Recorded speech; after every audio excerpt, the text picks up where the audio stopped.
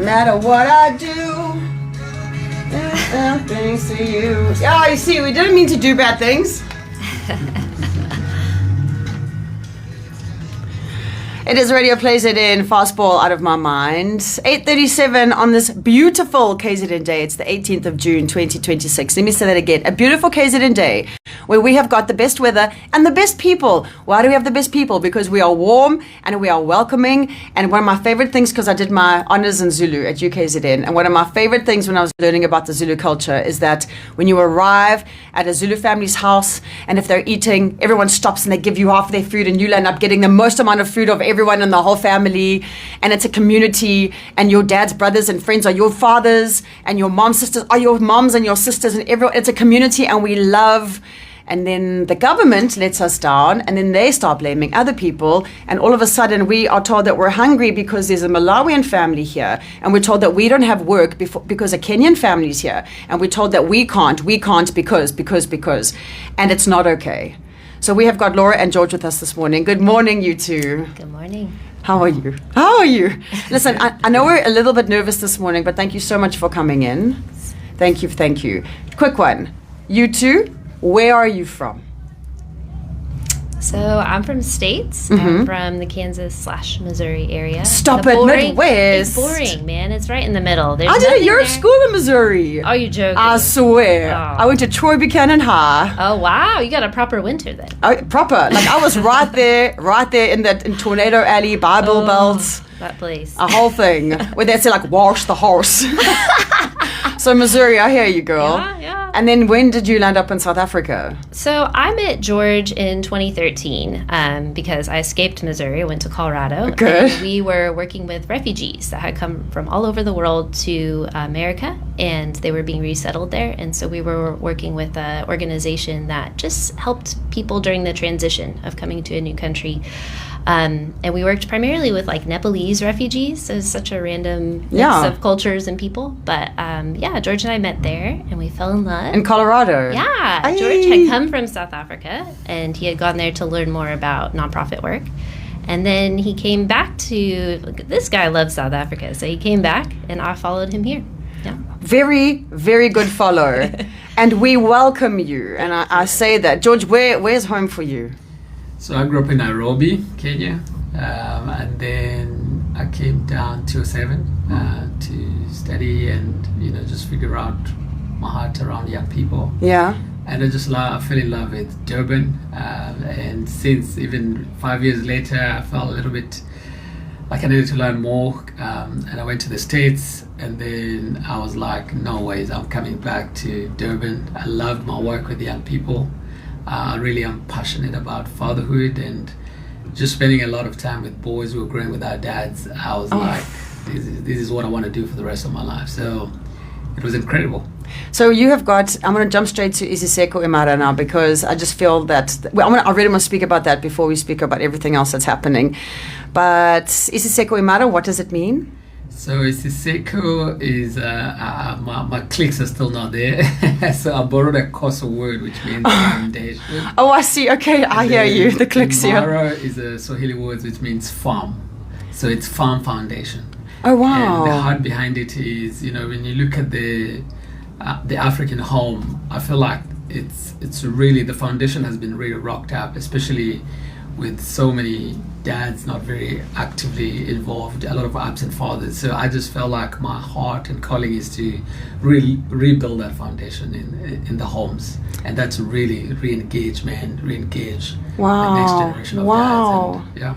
And do you have a volunteer program if there's any other men that are listening that also have that calling? Because it's such a beautiful thing, and understanding, especially I've got some, because I'm in my mid-40s, so I've got guys my age who maybe also grew up without a dad, and they are now dads themselves, and they see other little boys in their kids' soccer clubs or rugby clubs or whatever that don't have someone to really look up to. And if they have that calling as well, are you open for? Oh yeah, definitely. So we work in 6 communities, and the best way to connect with boys or young people is through sports. So we run soccer, basketball, athletics, netball, and netball for boys?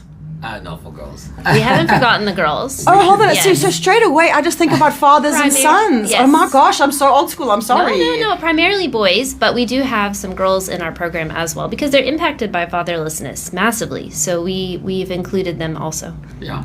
That is amazing. And then during school breaks, I do run camps. We have a beautiful facility at Gibo Gorge. Oh, And wow. we run our camps there. So we actually, next week, we're running 3 camps, 1 for girls and 2 for boys. And I have to ask this just because the first thing most people will say is, well, how much? So if I, wanted to send my child, I am a mother only, no dad in the picture, my little boy or girl wants to go to camp, what's it going to cost? Oh, that's a tough one because one of the things I really believe is long-term impact. So, sometimes it's easy for parents to send kids to camps and then they camp there. But one of the things we try to do is not just get any kids to come. We want the kids who are already receiving support in our ongoing program. Okay, so the camps are for your program already. Unfortunately, that's kind of where it becomes a little tricky because I do accommodate every now and then some kids to camp, but the problem is I want to make sure they have a support system post-camp. Of course. Because we really do get deeper in some of the issues and dealing with their hearts and challenges of growing without a dad. So you don't want to just have them have an incredible experience and then they go back home and there's no support system. Exactly. It's like feeding a child for one meal and then just leaving them again. I would like to get the information about the foundation, the NGO, so we can put it up online and if anyone has any assistance. But the reason I've got you here today, specifically, is that I heard my mom actually told me about Sherwood Hall first. And my mom said, have you heard about what's happening? Because as most South Africans do, we somehow have come into contact with a Zimbabwean, Malawian, whoever. And it's interesting because when we say foreigners at the moment, it seems like we're speaking African foreigners because I don't see the guy next door, the Chinese guy, running. I don't see the Argentinians who come here and surf running. So it seems like we're being a bit specific about who we're anti right now. And Sherwood Hall is doing their best to try and help the community there. And I then got added to a group. The group happened to have your guys' name on it. And I reached out because I said, well, is there any way I could help? Could we chat or maybe even become a space for drop-offs? You two are both foreigners in our country. The one is a white woman from America who somehow seems to be safe here because you're a white woman from America. And even though I wouldn't wish America on anyone, it doesn't feel like I need to protect you as much as I need to protect your husband, 100%. Who is a brown man from Kenya. How do you feel, George, at the moment? Wow. Yeah, interesting, eh? So, like I said, it's been a long journey being here to becoming a permanent resident. But even though I have an idea, I have all the documents, I was really shocked. The other day, I went to my son's race. And after the race, I had a friend who was walking with me. And a random person just went to him and was asking, hey, when is George leaving? And for the first time, I freaked out because, I did not expect that I'm in the category. So it's kind of made me become a little bit more aware. And again, it's to think how the whole thing, how it's been blown up. I think all foreigners, we don't feel safe, whether you have ideas or not, because people doubt whether your documents are legit or not. I don't know. It's kind of really scary. Yeah. Laura, I want to ask you, because you have a master's in refugee protection and forced migration.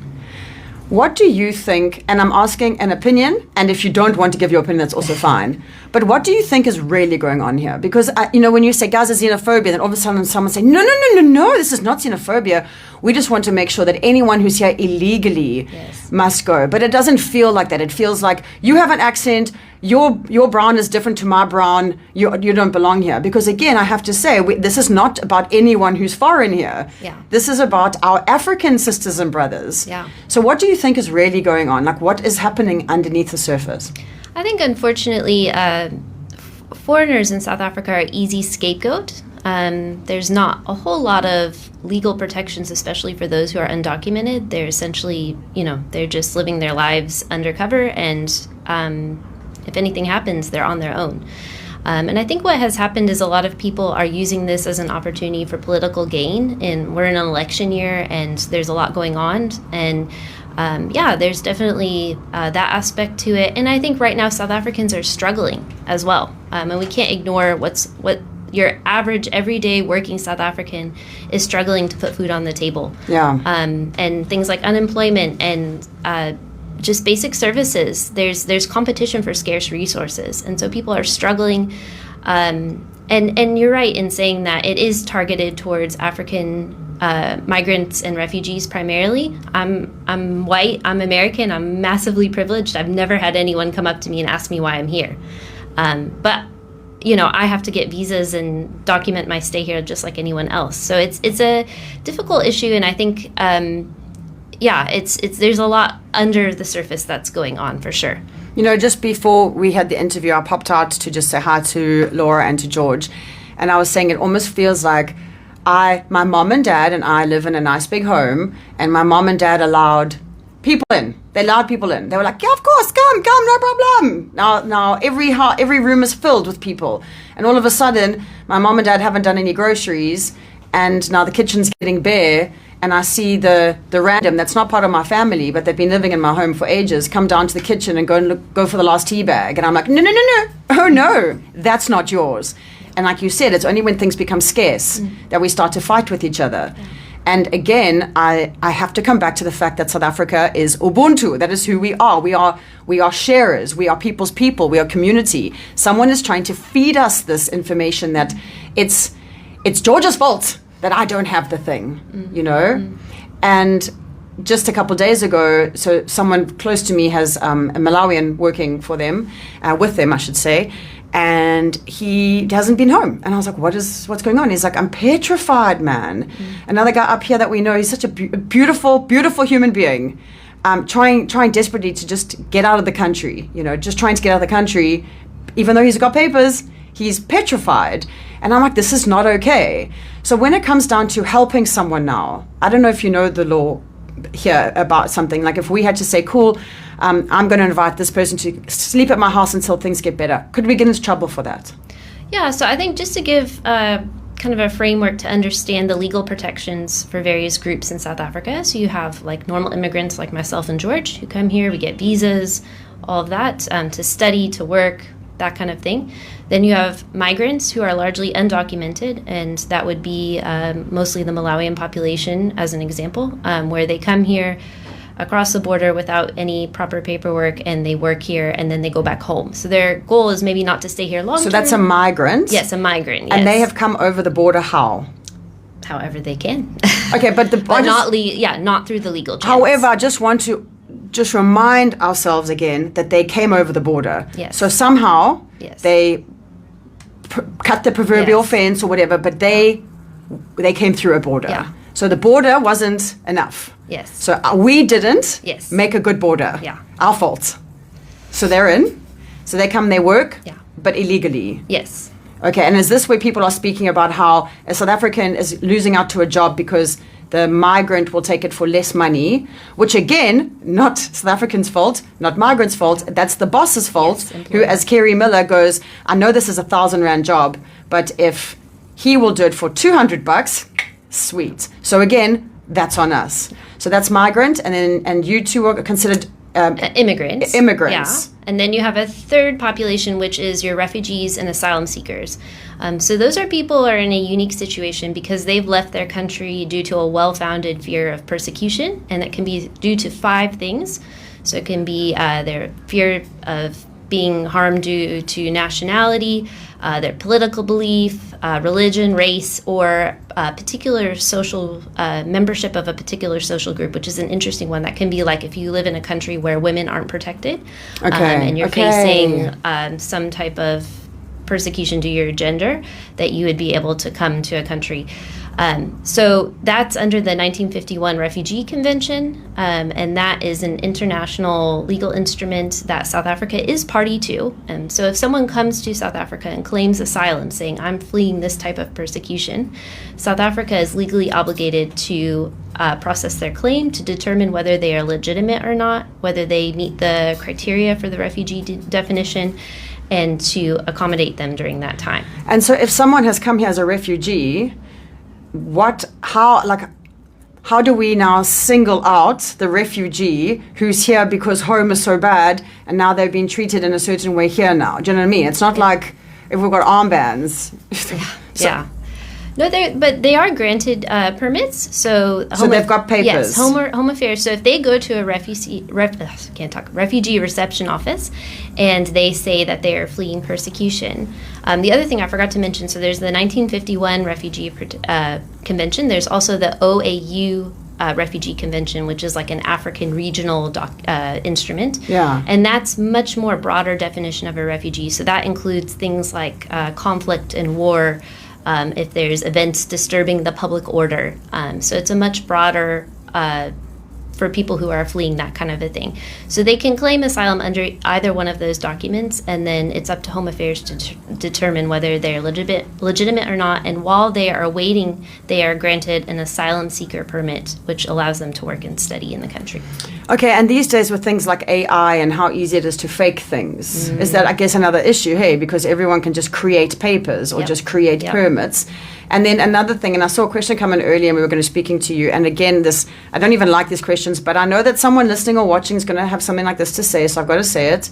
They say, yeah, but what about the Nigerians and the Somalians? Yeah, but what about the Nigerians and this? Because apparently if you come from Nigeria, you absolutely are doing nothing but selling drugs. And if you're from Somalia, obviously the pirate's blood is in you, and now what? So, and I have to ask this question because is this, I mean, the Nigerian and Somalian population in KZN, I mean, is it this massive problem that we're being told it is? And again, you don't have to answer this because I don't know if you know any better than I do. No, there is corruption. I mean, you can't deny that people have bribed for documents, and it's wrong, and it happens, and it is something that needs to be dealt with by Home Affairs. But that's Home Affairs' job. That's, you know what I mean? Home Affairs does work. They what? What? For real? I mean, I'm being facetious, but really, because everything I'm hearing kind of sounds like an us problem. I do think, I do feel I think with the new government, I've noticed there's a lot of traction. I think Home Affairs is really getting on board. It was amazing trying to apply for my card ID to go online and find a website that is working. So there's a lot of traction. I do help a lot of men, fatherhood program who are looking for jobs, like just odd jobs in Westport and all that. And I've noticed recently it's just been amazing to get the IDs rolling, which is really that's such good news. It's been heartbreaking. Some of these people, they lack information sometimes of where they can get help, and maybe obviously the booking system hasn't really favored a lot of people, especially if you don't have the resources to do that. So sometimes we've had to take courage. I get up like 3 a.m, put them in my bakkie and go straight to downtown and hope they'll get a spot. And all are South Africans, and they've been able to get help. So I do feel there's hope. Things are changing with Home Affairs. George and Laura, let's say tomorrow every single illegal immigrant, okay, so someone who was here without papers and those that are here to do, not good work, if you know what I mean, like the proverbial drug sellers and whatnot, if they were all on a repatriation flight tomorrow back to their homes, do you think all of a sudden every South African would have a job and everyone would be fed? I don't think so. I think, like I say, I've dedicated 18 years of my life in this place, and I work in townships, and I feel like there's more than just the foreigners being here. I do feel, on the other hand, the people I've interacted with have added more value. So I'll give an example with the rise of Checker 66 and Uber. I was at the forefront of those programs when they were starting. I remember one time we had an opportunity with Uber to put about 1,500 drivers when Uber came to Durban. Yes. I'm talking post-COVID. And we wwere trying to mobilize young people, Black South Africans, to get on the platform. And we couldn't get learners booked. It was just hard to work with authorities to try and get because Uber was like, we need this done in 2 months. We need drivers. And we need them quick. And now the process and all the challenges with some of the institutions make it so harder. So I don't think removing foreigners here is going to accelerate that.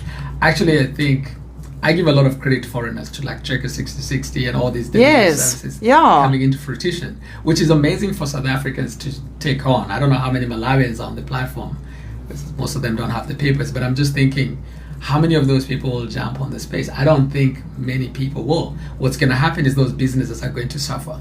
And when those businesses suffer, a lot of South Africans are also employed in those businesses, and that's going to have a massive impact economically. So I don't think people are thinking economically how this is going to impact. So my challenge to people who are protesting is, what are you going to do to fill up all the Uber Eats and Mr. D drivers that are going to be leaving the country? Deported. I do know a lot of them are leaving, they're scared. But who's going to fill those positions? And it was so interesting. Just yesterday, I was talking to someone who said, with everyone leaving as well, there's a lot of, I don't know if it's called CTM or something, with the clothing where you go and like sew in the factories and that. CT something. CMT. There was like, was that CMT? CMT, thank you. And they're saying there's so many jobs available. And there's also like this thing where now, like you were saying, these men and women are leaving because they're scared. There's these job openings, but people here either don't want these jobs or aren't qualified for these specific jobs. So we really are kind of like cutting off our nose to spite our face in that situation. And here we are, South Africans, claiming to be this rainbow nation, but apparently the rainbow doesn't touch the rest of Africa, does it? So we see. Before I let you guys go, we have to speak about what you're doing now with a collection, and may I be a collection point, if that's something that it would be good for you. What are we looking for? Because I don't want to give out too much information in case someone listening still is like, you can't do this, you know. But what are we looking for? What do these families need help with? I think, just driving past Sherwood the other day, it broke my heart to see so many moms with the little kids, and it's cold, the loss. So I was like, we have to do something. This is the story of the Good Samaritan. When you say, sir, you saw the moms and the kids, where were they? At the Sherwood Hall, in the tents. They're just up in the open in the tents. That place is chaotic. Like tents with closed sides, or we're talking like a marquee with open? Marquee, yeah. So and open sides. There's not enough space for everyone to even sit down. There's like 7,000 to 8,000 people staying at Sherwood Hall at the moment. What? Yeah, and they're busing people out as they can, but they have to process people. They have to go through. They have like a virtual court set up at the hall. Busing them? Where do you mean, to Malawi? Yeah. Yeah. So we have like entire families that are sleeping outside, and they're waiting to go back home. But in the meantime, while they wait, they need to be taken care of. So a lot of great organizations like Gift of the Givers has done amazing work to make sure these guys have food and clothing and everything. We just noticed that like the moms and kids, there's probably some gaps there where we can fill. So we've tried to put together like nappies and wipes and just basic baby items, as well as blankets. We noticed was a big need. Yeah, blankets, of course. Big one. Yeah, they said we just want baby blankets. What about toilet paper? I mean, what is there a toilet? I think there's like 36 toilets for 8,000 people. Oh my God. Can you imagine? Yeah. So it's a huge need. And we're working through the migrant community themselves. We really believe that that's the best way to identify needs. So we've had some Malawian friends who have gone in and identified families who can benefit. And so we've been making sure we've sent out our first load of stuff last night, which was really cool. And I think what people need to understand is we're not doing this so these people can stay. We're still entrusting the authorities to do what they need to do. We just saying we need to be human. We need to get to these people, and we can't just say, we're just going to let them die because they're migrants. I think what's breaking my heart is to think how many people have benefited from the services that have been offered by these people. Yes. And now they've just turned a blind eye because now it's a problem. Yes, George, exactly. I'm not going to do anything, and I don't think that's humane. So I think we need to, even if they're going home, we need to send them home with dignity. We need to, it's kind of say thank you. And I don't know, I just that really breaks my heart, because a lot of people are caught up in this space where they're scared. I don't want backlash. I don't want a lot of people are scared, like if you help them then you're going to be in trouble. But that's not being human. I don't think that's being human. I've got shivers. So we're looking for any baby things, any, I presume, clothes. And anytime, and I have to say this again, anytime we ask for guys to give, this is not about finding your worst holy clothes and the things that are gross. I'm talking a beautiful blanket that you've washed, not the one that's still got dog hair on. If there is clothing, good clothing. For babies. Yes, anything like that. Yeah. Loo paper. Think about the women that are out there. So we're looking at maybe sanitary towels, sanitary pads, soaps, towels. And nappies and wipes. You can never have enough of those. That's always a big, especially these people are going to be traveling for 3 days back home. It's a long trip. Oh my God. And from a food perspective? We feel like the food has been taken care of, by Gift of the Needy. There's some amazing NGOs who are really stepping up and sorting out food. So that seems to be, although baby food could be beneficial as people travel to have something they can take with. Okay. Yeah. And like water? 5-liter waters or something? I think carrying is a bit of a challenge. Okay, because they don't, all right. you think they're going on a bus, they only have so much to work with. And again, I think that's being covered by nonprofits. So we will offer PlayZN up as a place to drop off, and then I'll just stay in contact with you guys. If you have any of these things, the blankets, the baby clothes, anything that you think, if it just comes to your mind right now, let it, just be aware that maybe your higher self is speaking to you. If you just go, I don't know why, but I want to just do it. I will make sure that I contact Laura and George, and we will get that together. And otherwise, is there another website or Isiseko Imara? Can we find that online if someone wants to get hold of you, whether it's for the NGO and or for what's happening right now? Yeah, definitely. You can find us at isisekoimara.co.za. Okay. And then also, I just wanted to say we are committed to giving a portion of what we donations received to South Africans. So we're going to make sure that we get it to local clinics. Because we also we understand everybody's impacted by this, right? Especially if there is going to be instability. We want to make sure that we take care of everybody. Okay, so it's not, so everything that gets done is going to be split. Yeah. The migrants who are on their way home are going to be helped, but then the South Africans are going to be helped as well. Yeah. Awesome, yeah. You two are amazing, and you are welcome back anytime. And thank you for what you're doing. And I'm, on behalf of all of the South Africans, I'm sorry for anyone that makes you feel like you're not welcome, because you are welcome. And to anyone else that is here. And again, we said this doesn't matter where you are from. This is what South Africa is about. And I apologize for how we are behaving currently. We promise we will be better. And We will make it so. Beautiful country. It is a beautiful country. Now we just must stop acting like brats. Okay. This is Radio PlayZN. It's 4 minutes after 9.